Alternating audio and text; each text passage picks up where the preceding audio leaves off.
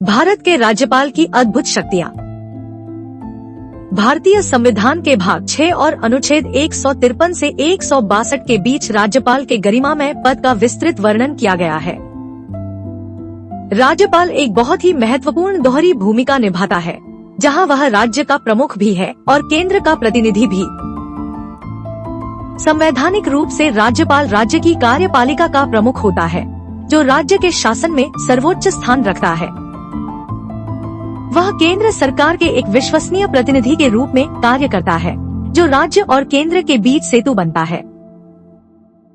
हालांकि राज्यपाल औपचारिक प्रमुख होता है, लेकिन वास्तविक शक्तियां मुख्यमंत्री और उनकी मंत्रिपरिषद के हाथों में निहित होती हैं। राज्य कार्यपालिका में राज्यपाल, मुख्यमंत्री, मंत्रिपरिषद और महाधिवक्ता मिलकर राज्य के प्रशासन को सुचारू रूप से चलाते हैं। भारतीय राज्य के राज्यपाल की शक्तियाँ। भारतीय संविधान के अनुच्छेद 153 के अनुसार मूल रूप से यह तय किया गया था कि हर एक राज्य का अपना एक अलग राज्यपाल होगा। लेकिन 1956 के 7वें संविधान संशोधन ने एक बड़ा बदलाव किया, जिससे अब एक ही व्यक्ति 2 या अधिक राज्यों का राज्यपाल बन सकता है। अनुच्छेद 154 स्पष्ट करता है कि राज्यपाल राज्य की कार्यपालिका शक्ति का संवैधानिक प्रमुख होता है, जिसके पास महत्वपूर्ण अधिकार होते हैं। राज्यपाल अपनी इन शक्तियों का प्रयोग या तो स्वयं करता है या फिर अपने अधीन काम करने वाले अन्य अधिकारियों के माध्यम से करता है।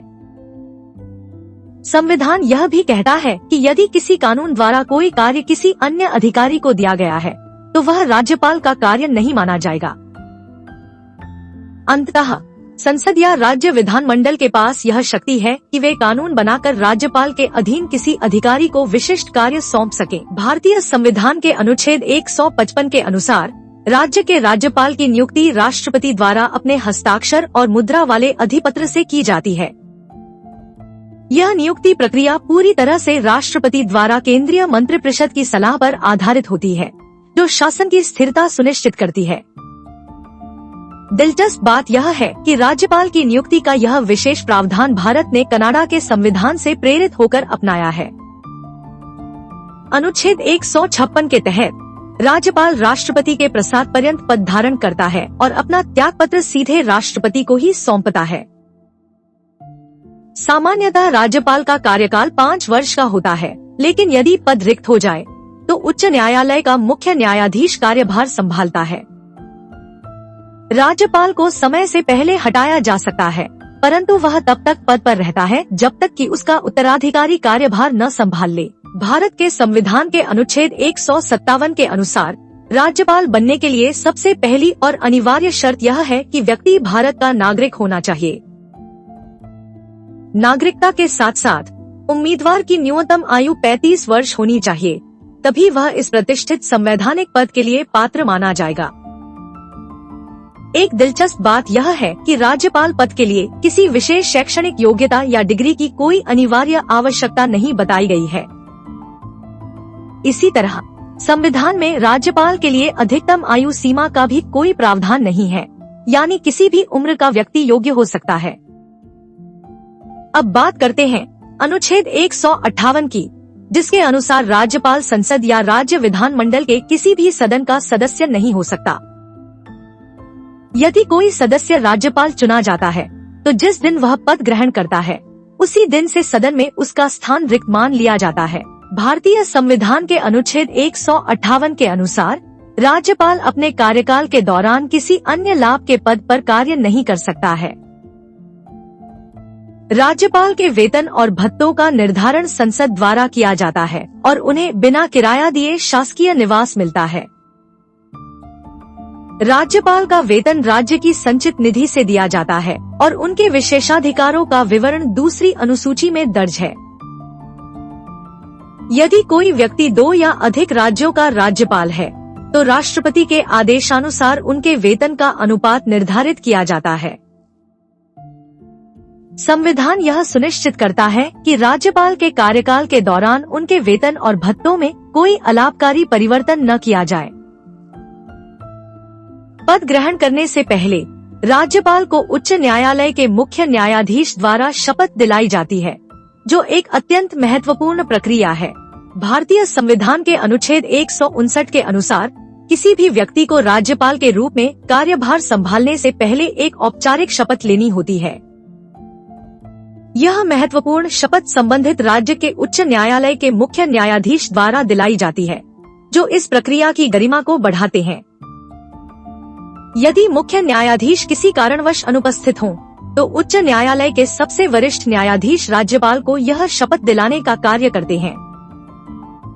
एक दिलचस्प तथ्य यह है कि राज्यपाल की शपथ का प्रारूप संविधान की 3री अनुसूची में शामिल नहीं किया गया है, जो इसे विशिष्ट बनाता है। अनुच्छेद 160 के तहत राष्ट्रपति को यह शक्ति प्राप्त है कि वे कुछ आकस्मिक स्थितियों में राज्यपाल के कर्तव्यों के निर्वहन के लिए प्रावधान कर सकें। ऐसी किसी भी परिस्थिति में जिसका उल्लेख संविधान के अध्याय में न हो, राष्ट्रपति वह निर्णय लेंगे जो उन्हें राज्य के हित में उचित लगे। भारतीय संविधान के अनुच्छेद 161 के तहत राज्यपाल के पास अपराधियों को क्षमा करने की एक बहुत ही महत्वपूर्ण और विशेष शक्ति होती है। राज्यपाल उन सभी विषयों पर क्षमादान दे सकता है जिन विषयों पर राज्य की कार्यपालिका शक्ति का विस्तार होता है और शासन चलता है। यदि किसी व्यक्ति को कानून के विरुद्ध अपराध के लिए दोषी पाया गया है, तो राज्यपाल उसके दंड को पूरी तरह क्षमा या निलंबित कर सकता है। इसके अलावा राज्यपाल के पास दंड के स्वरूप को बदलने, उसे कम करने या दंडादेश में लघुकरण करने की भी पूरी कानूनी शक्ति उपलब्ध है। अब बात करते हैं अनुच्छेद 162 की, जो यह बताता है कि राज्य की कार्यपालिका शक्ति का विस्तार किन किन विषयों तक फैला हुआ है। जहां संसद और राज्य विधानमंडल दोनों को शक्ति है, वहां राज्य की शक्ति संसद द्वारा बनाए गए कानूनों और संघ के नियमों के अधीन होगी। राज्यपाल की अद्भुत शक्तियाँ। भारतीय संविधान के अनुच्छेद 166 के अनुसार राज्य सरकार के सभी महत्वपूर्ण कार्य राज्यपाल के नाम से ही संपन्न किए जाते हैं। अनुच्छेद 167 के तहत राज्यपाल मुख्यमंत्री से राज्य के विधायी और प्रशासनिक कार्यों की विस्तृत सूचना मांगने का अधिकार रखते हैं। छत्तीसगढ़, झारखंड, उड़ीसा और मध्य प्रदेश के राज्यपालों को जनजातियों के कल्याण के लिए एक विशेष मंत्री नियुक्त करने का दायित्व दिया गया है। विधान परिषद वाले राज्यों में राज्यपाल विधानसभा अध्यक्ष और सभापति से परामर्श कर दोनों सदनों के बीच संचार के नियम बनाते हैं। संविधान के अनुच्छेद 244 के तहत असम के राज्यपाल को जनजातीय क्षेत्रों के प्रबंधन के लिए विशेष अधिकार प्रदान किए गए हैं। इसी प्रकार सिक्किम के राज्यपाल को राज्य में शांति और व्यवस्था स्थापित करने के लिए विशेष संवैधानिक अधिकार दिए गए हैं। राज्यपाल की विधायी शक्तियाँ और नियम।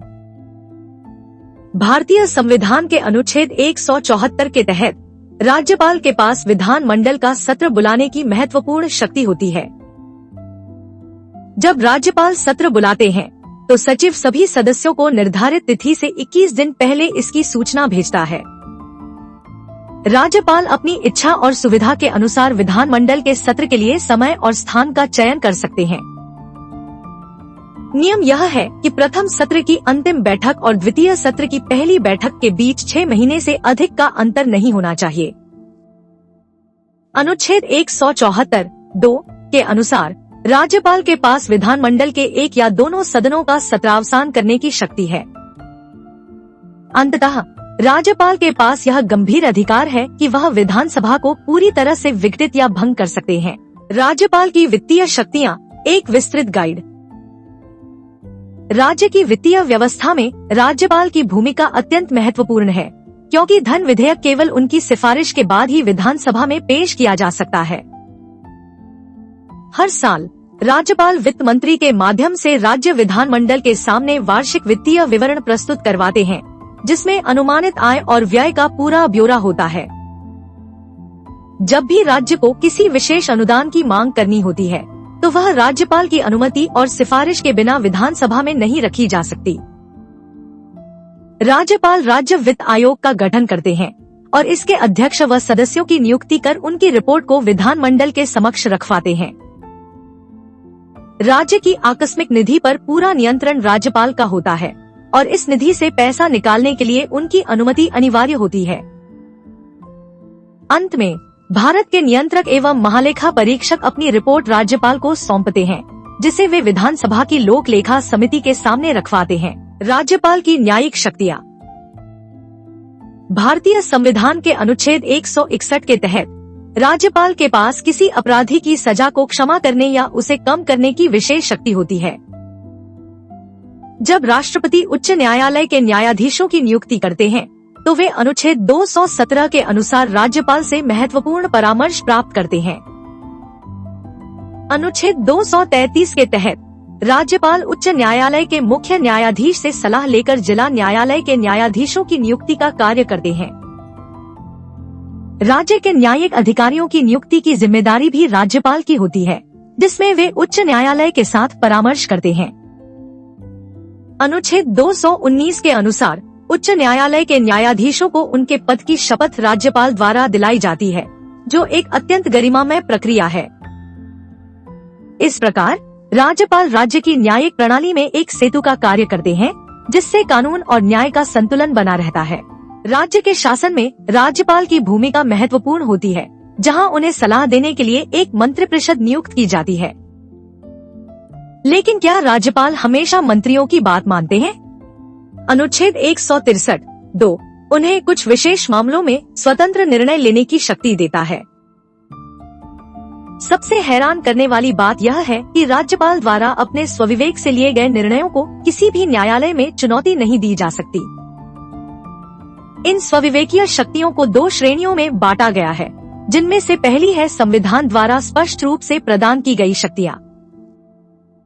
दूसरी श्रेणी है परिस्थितिजन्य शक्तियाँ, जिनका संविधान में जिक्र नहीं है, लेकिन विशेष हालातों में इनका प्रयोग करना आवश्यक हो जाता है। इस प्रकार राज्यपाल राज्य के प्रशासन में एक संतुलन बनाए रखते हैं, जहां वे सलाह और अपने विवेक के बीच सामंजस्य बिठाते हैं।